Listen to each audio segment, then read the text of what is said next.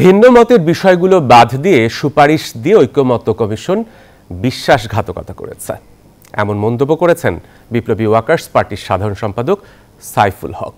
শনিবার সকালে রাজধানীর সেগুন বাগিচায় দলের কেন্দ্রীয় কার্যালয়ের সংবাদ সম্মেলনে তিনি এমন অভিযোগ করেন।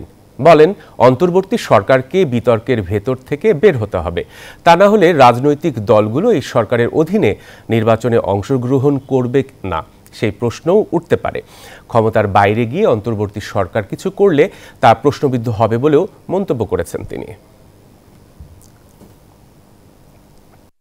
তারা চূড়ান্ত সুপারিশ যেটা পাঠিয়েছেন সরকারকে আদেশ জারি করবার জন্য, সেখানে ভিন্ন মতের কোনো প্রশ্নই, নোট অফ ডিসেন্টের কোনো প্রশ্নই সেখানে উল্লেখ করা হয়নি।